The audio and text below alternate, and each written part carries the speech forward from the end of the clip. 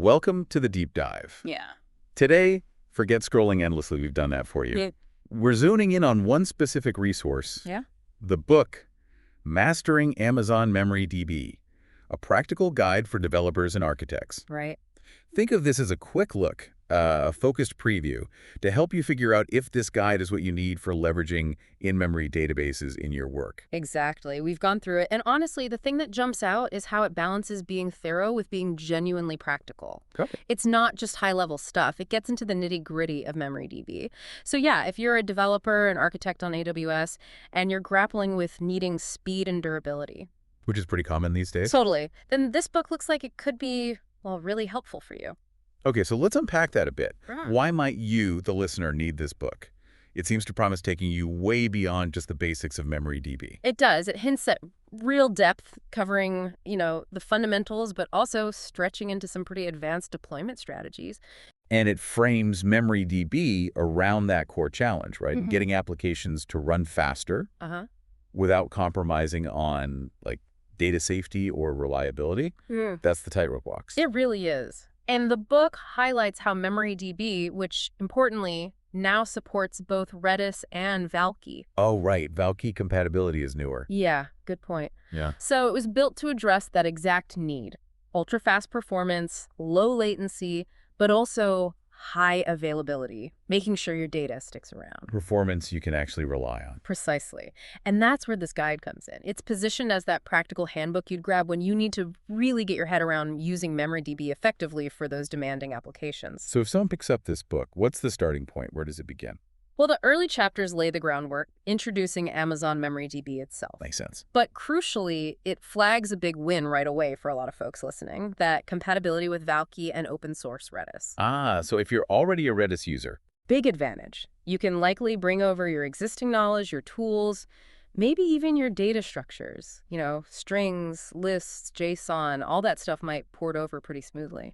That's huge. Lower barrier to entry. Definitely. But then, interestingly, the book pivots quickly to what makes MemoryDB really stand out. That multi-AZ durability using transactional logs. Okay. Tell me more about that. How's that different? Well, unlike maybe some traditional Redis setups where you might sacrifice some durability for speed. Right. Configuring persistence can be tricky. Exactly. MemoryDB uses this transactional log, and it's replicated across multiple availability zones.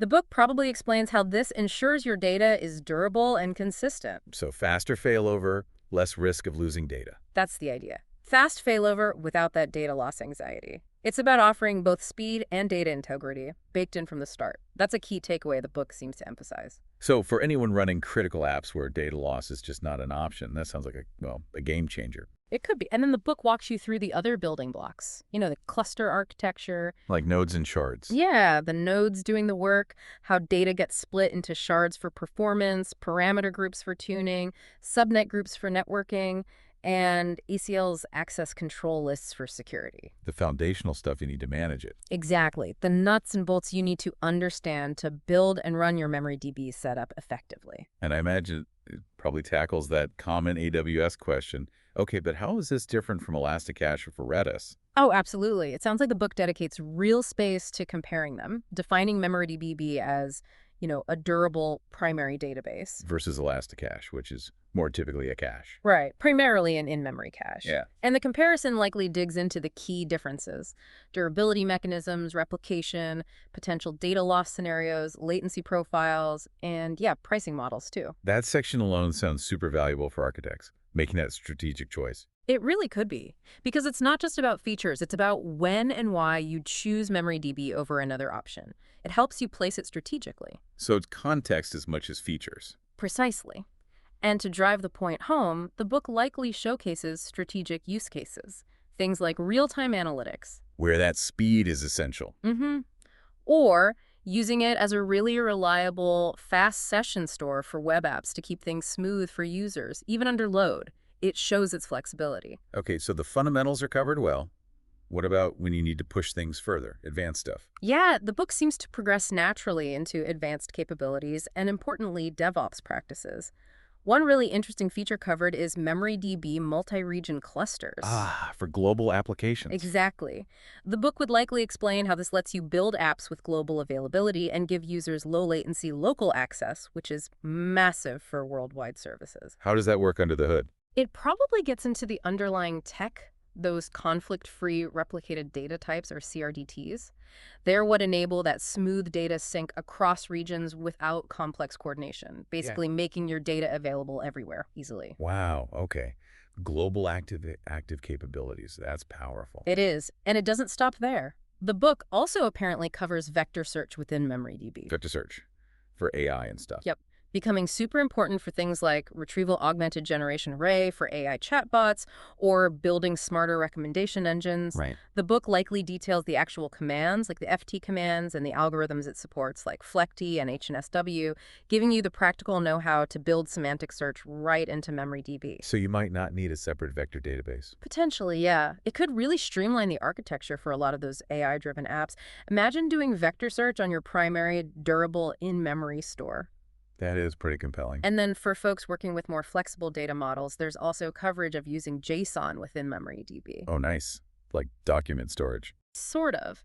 It highlights the schema flexibility and how you can efficiently update just parts of nested JSON documents using the JSON commands. So it handles different data shapes well. Adapts to different needs then. Seems like it. And crucially, the book recognizes that just knowing the features isn't enough. You have to deploy and manage this stuff. True. The operational side. Exactly. So there's a dedicated section on DevOps and automation. It even includes, apparently, a tutorial using MemoryDB with AWS Lambda. Oh, serverless integration. Yeah, practical, hands-on guidance for building serverless setups. That focus on doing seems really core to this book's approach. Serverless is definitely key for many cloud strategies now. Okay. What about the essentials? Security, compliance, the less glamorous but critical parts. Absolutely covered. For access management, it details that dual-layer security model using both standard IAM policies and MemoryDB's own ACLs. So security at the infrastructure level and the database level. Right. Gives you really fine-grained control over who gets access to what. Very robust. That layered approach feels necessary today. It really does. And then it addresses compliance and network isolation. It explains how MemoryDB fits into your VPC, uses private link, basically helping you meet regulatory requirements and keep connectivity secure within your AWS environment. Vital for regulated industries, obviously. Hugely important. So yeah, it's not just about raw speed. It's built with security and compliance in mind, too. And day-to-day operations. Running the thing. That seems to be a big focus, too. Practical guidance on actually doing things, creating clusters, handling authentication, setting up monitoring effectively. Keeping an eye on performance. Yep. Managing backups and snapshots for recovery, scaling up or down, handling maintenance windows, and even troubleshooting common problems you might hit. Sounds like the kind of practical stuff you'd keep going back to. Exactly. Real-world operational knowledge adds a ton of value. What about costs? Always a factor in the cloud. Addressed too. The book likely covers cost optimization strategies, things like reserved nodes for predictable workloads to save money, and also using those R6GD node types, the ones with local NVMe storage, for potential data tiering use cases. Maybe keeping hot data in RAM and cooler data on the local disk to manage costs. Interesting. Balancing costs and performance. Yeah. Okay, so summing up, who's the ideal reader? Well, like the title says, developers and architects. It provides the depth they need on topics relevant to their roles. Like choosing node types, sharding strategies. Exactly. Understanding node performance, figuring out the best way to shard data for scalability, how to use the APIs effectively, knowing the service quotas, all the stuff you need to make smart design and implementation choices. And it sounds like even the appendices are useful. Apparently so. Reference material like API details, a glossary, it rounds it out as a comprehensive resource you'd keep handy. So pulling it all together, what's the elevator pitch for mastering Amazon MemoryDB? I'd say it's positioned as a practical, thorough, and up-to-date guide for developers and architects who really want to leverage MemoryDB for modern, fast applications. It bridges that gap between just knowing about MemoryDB and knowing how to actually use it effectively, from basics to advanced features and operations.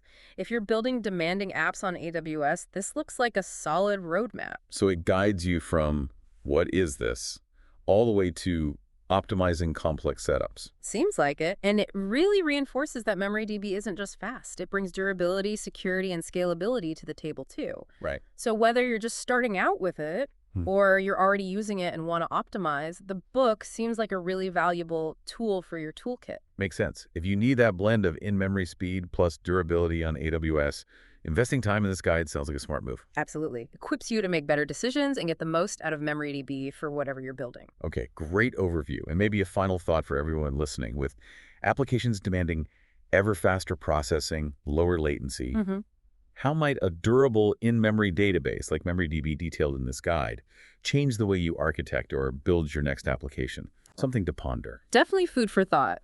Thanks for diving deep with us today.